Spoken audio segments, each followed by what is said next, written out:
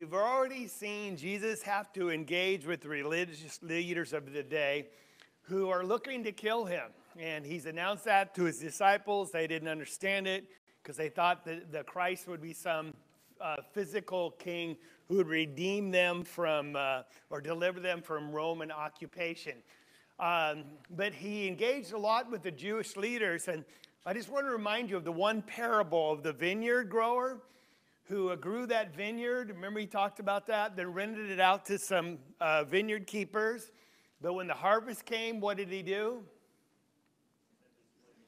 He sent some people, servants, to collect his portion of the harvest, the money, and they killed him. Then he'd send another, and they killed him. And finally he said, well, they'll surely respect my son. And then they killed him. And so that's when the master came and he just, removed the vineyard from their possession and gave it to another people.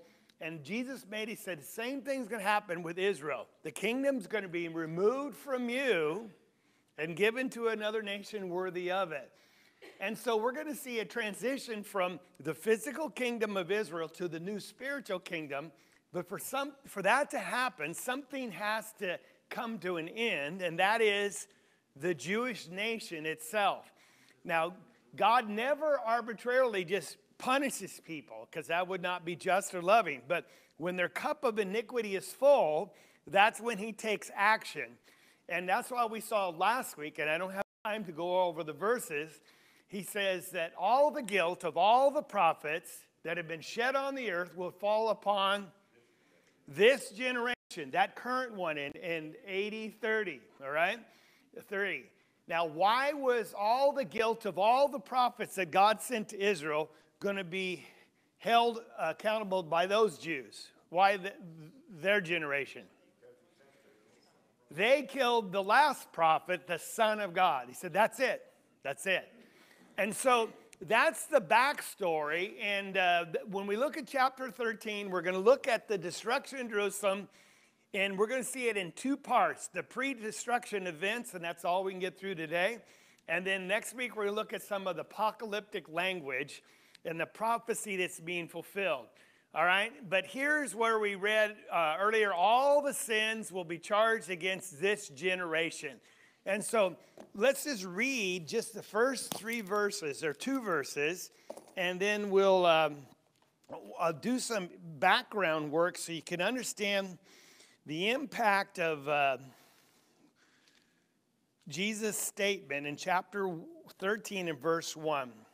He was going out of the temple, and one of the disciples said to him, "Teacher, behold what wonderful stones and what wonderful buildings." Now, I cannot emphasize that enough, how wonderful it was, but I'm going to try, okay? So Jesus comes back to him and says, "Do you not see these great buildings?" Does he acknowledge they're great? Not one stone will be left upon another, which will not be torn down. So he's talking about destruction. So that's going to solicit, obviously, a response or a question from his disciples. And as he was sitting on the Mount of Olives opposite the temple, Peter and James and John and Andrew were questioning him privately. "Tell us, when will these things be? What will be the sign when all these things are going to be fulfilled?" They want to know. This is catastrophic, what you have just announced. We want to know when. So let's make some good sense of all of this. When they are looking at this beautiful building, and Jesus announces the destruction of it all. And you can actually go to Israel now, and here's an actual picture of some of these stones that were just piled on top of another, just as they were destroyed in AD 70. And we'll talk more about that in a little bit. But let's just talk about this beautiful building, okay? Here's a current aerial photo of the Temple Mount area. And when you look at it, you can see it's more of a rectangle. And there's these large walls, and these were built by Herod, routed around the time of Christ. Because when you go back, who originally built the temple? Salem did, all right? And then he would build some walls around it, but that was destroyed in 598, and it was rebuilt, but never to its former glory. But Herod came along, and he rebuilt it again. And so most of these stones that Jesus saw and were existing in his day were built by Herod the Great. He was an amazing architect in many aspects. Now, when you look at it, here's the Kidron Valley, and it was much, much, much deeper at that time. It's been filled in over the years, probably 100 feet or more. And on to the right of it would be Mount Olivet. And if you're standing, it's highly elevated. And when you're up there, you have wonderful views looking over the Temple Mount area. We refer to this whole thing as the Temple Mount. You know, there's a platform on top of this hill, all right? And everything dives off in every direction except to the north. And that's where Jesus is sitting with his disciples, and they come up to ask him, said, Lord, when's this going to be? Because they're looking at this beautiful, beautiful building, okay? And now there's the western wall, and I don't have a picture right now, but that's where everyone goes and prays, right? Because they feel that that's the closest Jews they can get to the temple where it originally stood, because since this is all desecrated, a faithful Jew would never enter this area because it would make them unclean. Why? Because this is all under Muslim control. And what is this place right here? You ask, it's the Dome of the Rock. It's one of the 3 most holy places for the Muslim faith. All right? There's a rock under that dome. That whole big dome is just to cover a rock. And supposedly, it's the rock where Muhammad pushed off the earth and left a little foot imprint, and when he went to heaven, all right? You could stick your hand in there and feel it, but now you're not even allowed to go in there. I was fortunate to do that in 2000, okay? But then there's this large platform. The walls that are been rebuilt were pushed over when the Rome destroyed Jerusalem in Jesus' fulfillment of Jesus' prophecy. But let's talk about the temple itself. This is probably a more accurate picture of what it looked like at one time in Herod's day. The inside dimension was 180 feet long, 90 feet wide, and 50 feet high. Some of the walls outside, Josephus says, were up to 450 feet tall. That's how deep the valleys were around it. So if you're going to attack that, how are you going to scale a 450-foot wall? Well, whether it was that tall or not, it was just a marvelously defensed place, and that's why they thought there's no way Jerusalem could ever be destroyed. And besides, what was in the middle on top of this mountain? The temple. Now, what did the temple represent to the Jews? God's dwelling place, so it was his presence, and what did that guarantee? Exactly, protection. As long as God was with them, now is this correct? They can never be defeated. Is that correct? And so they go, the temple, the temple. They're always looking, the temple, that's why we're safe. But what did they fail to understand? God had left the temple, it was vacant. Now that'd be the Old Testament prophecy and discussion, and Jesus even talks about it. And so it's an empty house, but now it's become like an idol to them. Oh, the temple. It's our assurance of safety. And that's why when even Rome surrounded them, offered them several times to, if they would just surrender, they would be kind to them. But they refused to. Why? The temple. God will never fail us. Yes? It's a good question. I would say yes, but there's discussions whether it had been stolen and ever returned, all right? So that's a good question. I can't answer it definitively. They ended up with the same emphasis that had been the problem. It became more physical than spiritual. Well, exactly, and that's what happens today, doesn't it? Yeah. All right? The highest point in the temple was 120 cubits tall. That's 20 stories, or about 207 feet. That's this. So it was a massive structure. And what we have to understand, the wall around it, it had stones that some of them were 30 feet long, 7 feet wide, and maybe 3 feet tall. Some weighed 50 tons, some up to 100 tons. the Temple Plaza, that's this whole area, was like 29 football fields in size. It was a huge area, and it still is to this day. Now, when you look at the amount of gold and silver that was donated in Solomon's temple when it was originally built, and it's hard to put exact monetary amounts on this, but they would understand a talent weighs about 33 kilograms or 25 pounds, I think it is. So one gold talent would be worth about 1,400,000. All right? That's a lot. All right? I don't want to go too much far into weights. Yes? There's 188 tons of calculable bronze, which is equal in value to gold. That's 6 million. Yeah. 6,700,000. We're not even, you make a good point. We're not even going to talk about the bronze or the cedar because there was so much valuable stuff in here. We're just looking at the gold and the silver. One silver talent would be about 16,000. So just in today's value, it'd be $151 trillion worth of gold and silver in the temple. He said, well, where did all that gold go? Well, inside it was all clad in gold. There was 9 gates around the temple wall and to get into it, and they were all cladded in, these doors were cladded in gold on both sides. The whole exterior of the temple was in gold. The door that you would enter into, and then the heights of it is just 60 feet high, some say, Josephus writes, all in gold. And it had gold vines coming down. They were carved out of gold.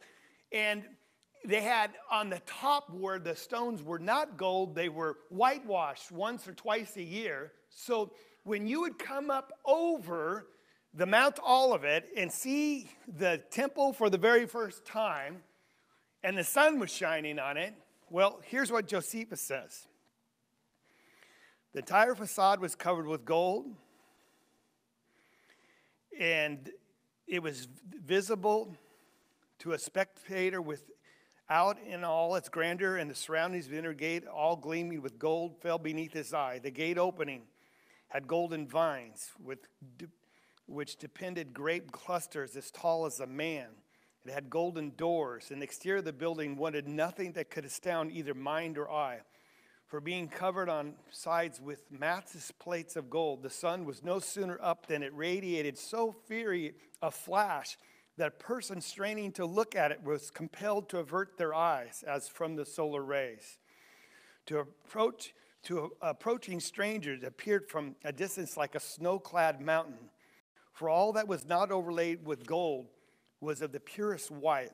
From its summit protruded sharp golden spikes to prevent birds from sitting on them and polluting the roof. That's Josephus' description. So when you come over the hill and you saw this gleaming mountain of gold and shining, it was so bright when the sun shined, you had to turn your eyes away.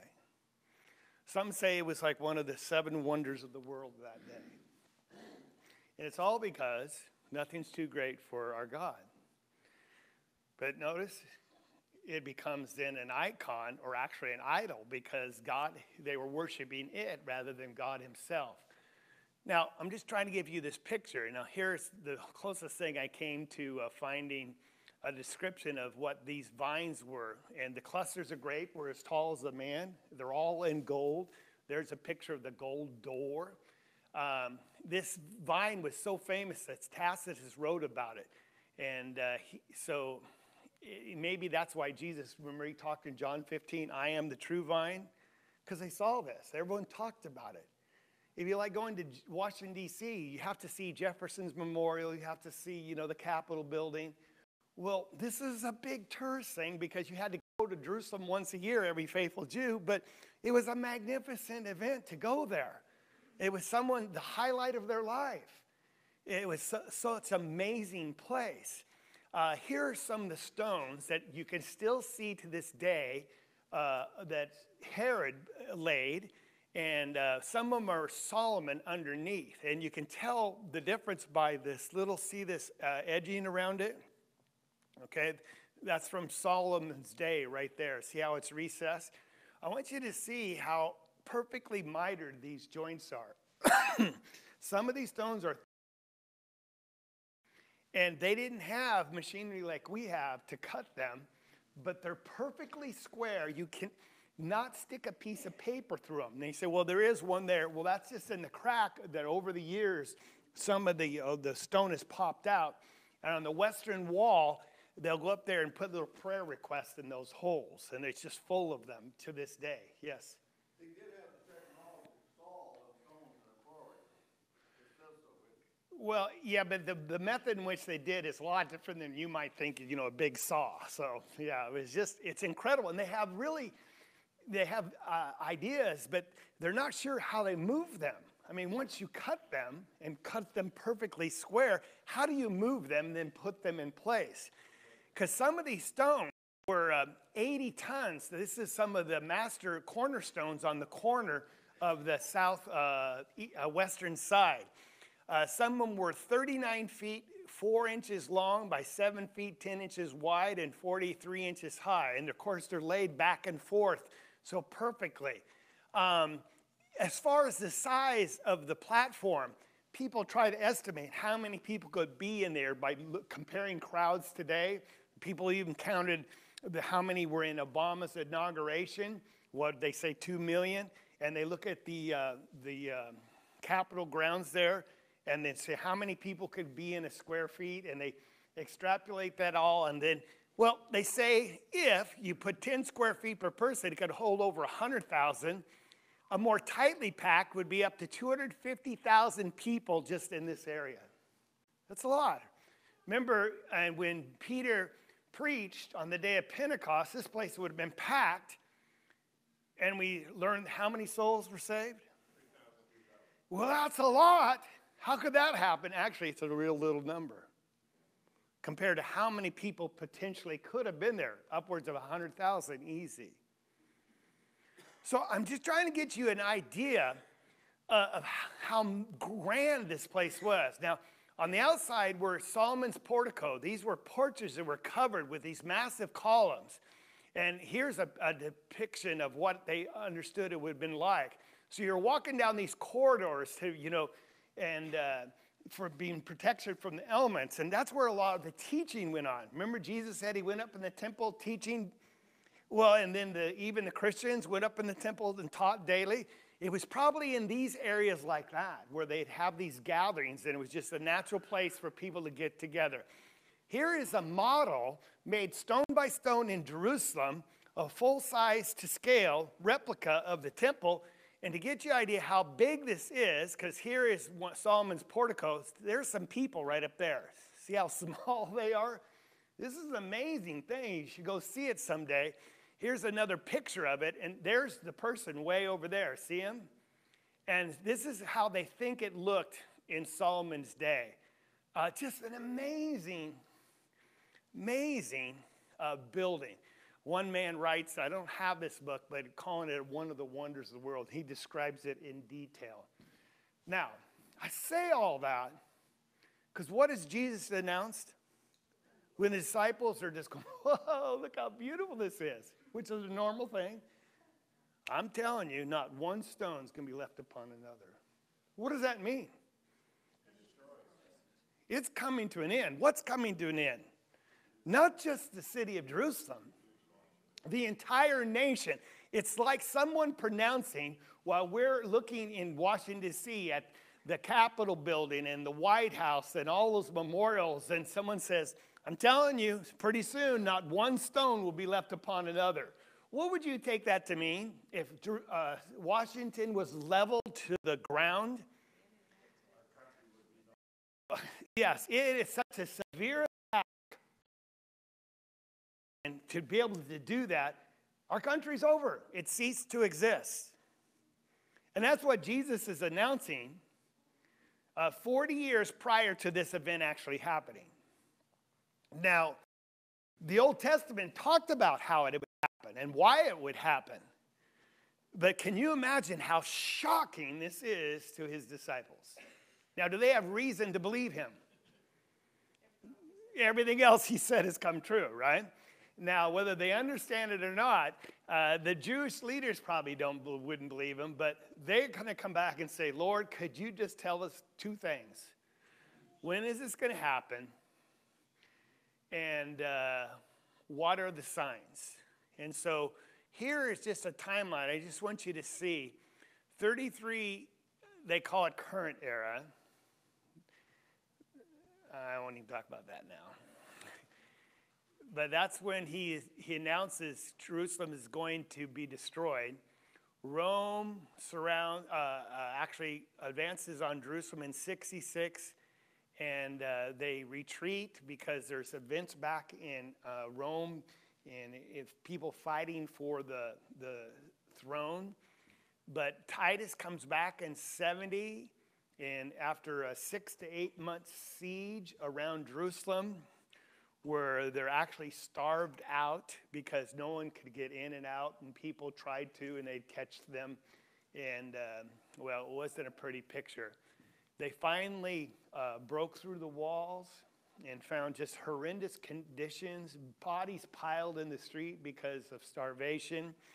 One lady was cooking her child in an oven. It was the most terrible thing when they finally broke through. But we understand that from what Josephus and others write, that not a Christian perished because they got out of town. Now, why would they get out of town? It's all because of what is being said here in Mark chapter 13, as well as Matthew 24, all right? Titus returned to Rome. He had a wonderful reception because he conquered that nemesis Jerusalem that has been a pain in their side all these years. And that's another story about how the Jews were constantly revolting.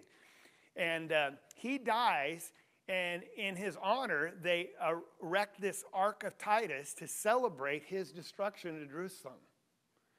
And it's there to this day. Now, why would you do this in Rome about some measly little town in, the Middle East? No, it wasn't. This is a huge event when the nation of Jerusalem, or Israel, basically comes to an end. It is so big, they erect an arch in honor of that triumph. I want you to just get a picture, a feel for how momentous this is. Momentous. All right. Do you have a picture of the menorah blown up on this? No, I don't. Because on the Ark of Titus, they actually have carved them carrying the menorah out. The menorah out. Yeah. That's how we know what exactly it looked like. It's engraved on that arch. Exactly. Well, maybe I do. No, I don't have it. The other thing I was going to mention, Jack, is that the reason that one stone wouldn't be left on another, Josephus and others say that the temple was burned with such intense Right. heat that the gold melted and went round and in through all the rocks, and that's why the Romans went out there and they separated and tore apart. All right, good. And if you didn't hear that, we were going to talk about that why not one stone upon another? Because generally Rome would leave the edifices of their religion standing, which would be the temple. And he accidentally, supposedly, the temple got caught on fire, all the wood. All the gold melted, seeped between the stones. So they said, okay, push all the and get all the gold out and scrape it off. Everything leveled. Everything on the Temple Mount, all the walls coming up, they just pushed them over into the valleys below. So it was just a top with no walls. And of course, they've been rebuilt since then. But yes, thank you. Mm-hmm. I'm just going to say, understanding the value of the amount of gold that was there, Yeah. it was a worthwhile project. Oh yeah, yeah, exactly. My question is, we say the destruction of Jerusalem and then the destruction of the nation. Why did God allow in 1949 for Israel to form a nation? Well, yeah, not biblically because nothing's said about it. So I cannot answer that. Because I say it humorously, we did not get a memo from him. But it was a political, I could give you the political side of it because of the horrendous death of the Jews by the Germans who, gassed so many of them, millions. And they decided, the Jews were going to allow them to occupy their previous homeland. And so actually it wasn't the United Nations, it was the League of Nations, right?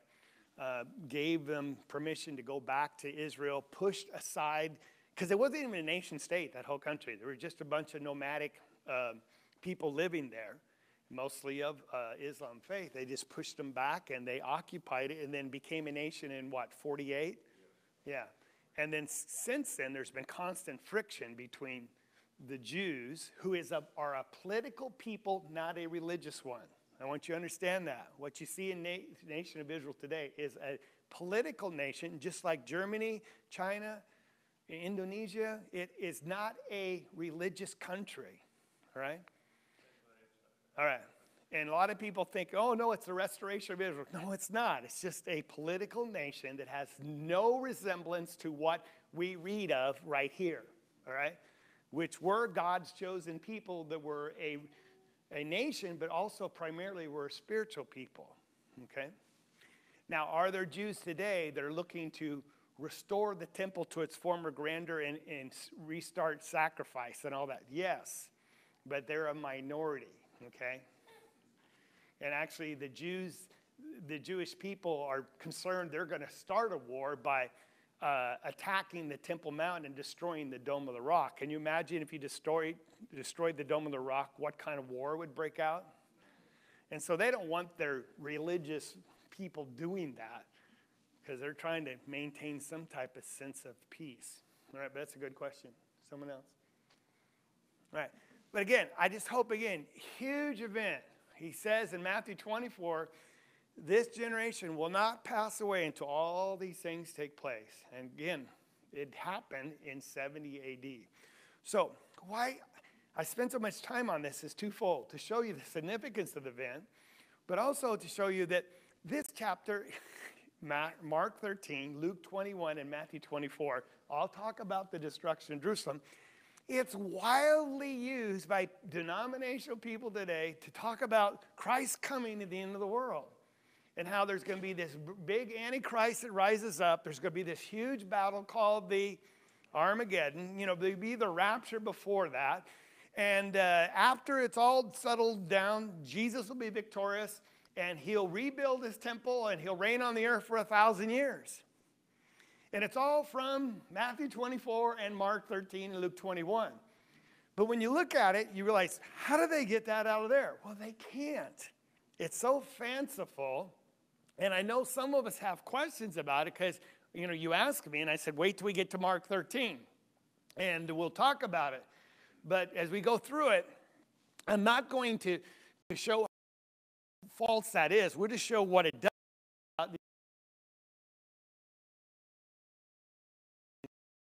All right? So that's just the background so we can understand what's going on. All right? You with me? So in response to this amazing announcement, they privately come to him and say, when and what? When will this happen? Wouldn't you want to know that? And then what will the signs be that we can see that it's about to happen? Now, Matthew adds a third part of that. It talks about, when will your coming be? Because they understand that Jesus is the one that's coming in the destruction of Jerusalem. He is the one that is the avenger here. And I just want you to see a peek at Mark chapter 14, I'm sorry. When Jesus is on trial.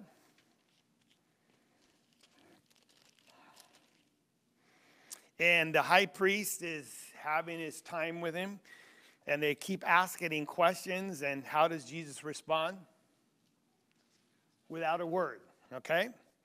And so verse 60, they ask him, don't you make an answer to what these men are testifying against you? Verse 61, he kept silent and made no answer. The high priest was questioning him, saying, are you the Christ, the Son of the Blessed One? He just wants to know. So finally Jesus speaks, I am. That's a loaded answer. Because not only does he say yes in the positive, I am the Christ, what's he invoking?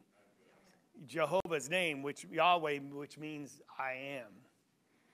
And he says, furthermore, And this is where that really infuriates the Jewish leaders. Furthermore, you're going to see the Son of Man, that's his self-designation, sitting at the right hand of power, that's God's throne, fulfilling all prophecy. You'll see him coming with the clouds of heaven. He said, what does that mean? But he promises they will see him coming on the clouds. Isn't that what it says? Now, it's all in small caps in my Bible showing that this is what? A quote from the Old Testament. This is a prophecy that no doubt they understood, the Son of Man coming on the clouds. That's going to be recorded for us in Matthew 24, and we're going to read about it in Mark 13, where Jesus is going to come on the clouds. Now, what does everyone want to do with that who really has no Bible awareness of Jewish prophetic language? What do they want to make out of that statement? He's literally coming on the clouds. Hee-haw, riding a cloud. And it's something future, because Jesus never came on a cloud in the first century. Yes, he did, because what did he say? What did he tell them? All these things will happen before this generation passes away. So everything we're going to read has to happen when? Within their lifetime. And what does Jesus tell the religious leaders? You're going to see the Son of Man coming on the clouds. Now, either Jesus was mistaken, or Jesus made a promise he could not keep, or else he actually did come on the clouds and they did see him. Which would you choose, A, B, or C?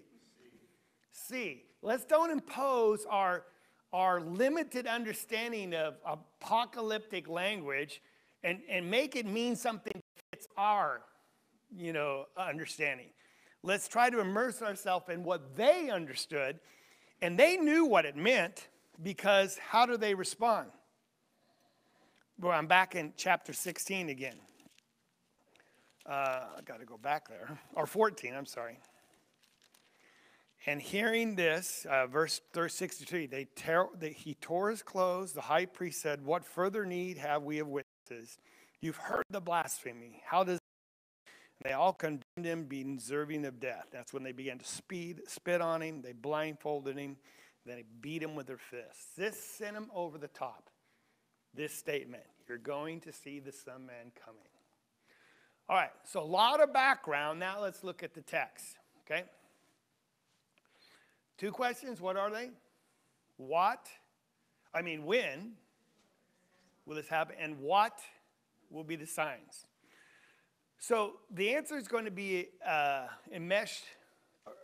Both answers to both these questions are going to be given at the same time. They're going to be mixed up in his answer. It's not going to be answered one at a time. First of all, let's look at some early signs. In verse 5, so Jesus began to say to them, and now he's answering their question. See to it that no one misleads you. Many will come in my name, saying, I'm he. That means I'm the Messiah. And will mislead many. And when you hear of wars and rumors of wars, don't be frightened. These things must take place, but it's not yet the end. Now, is that clear?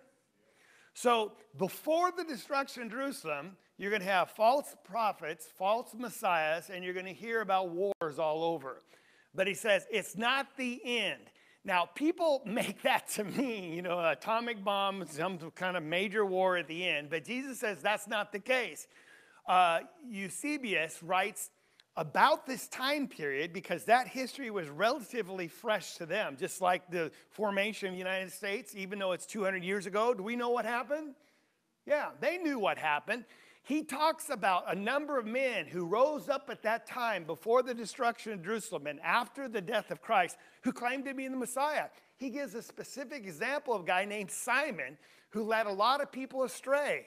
All right, and they said, you guys even made a statue of him.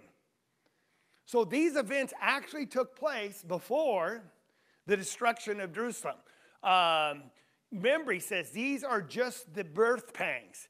Nation will rise up against nation and kingdom against kingdom. There'll be earthquakes in various places. There'll be famines. So do you think, if we understand this correctly, You could go back in history and find accounts of wars and famines and earthquakes before the destruction of Jerusalem. Well, they're recorded. You can see in Rome itself, all the wars that took place there, the earthquakes. There's 5 that were major ones recorded. They recorded 30,000 died in Rome alone during one famine. Is that amazing to think there would be earthquakes before an event? Because how many earthquakes have happened in the last 5 years? Some major ones, right? And so it's not talking about end times to us. It's talking about the end of the Jewish nation, and these are early birth pangs before a mother gives birth. It's just the beginning, all right? Isn't that what he says? These are some of the signs, but he said it's not the end, okay? So you could go back in history and find those, and we could spend a lot of time, if you wanted to, fleshing all this out. But here's something more personal. What's going to affect them as disciples of Christ? He says, be on your guard, verse 9, because they, now who's the they you think a reference to? The chief priests, the leaders of the Jewish. All right, those who are anti-Christ, all right? And so if they're anti-Christ, will they be anti-Christian? Well, certainly. They're going to deliver you to the courts. You're going to be flogged in the synagogues. You will stand before governors and kings. But it's okay because you're going to do it for my sake as a testimony. Now, a testimony is an answer, and it's a witness, and that's where we get the word martyr from.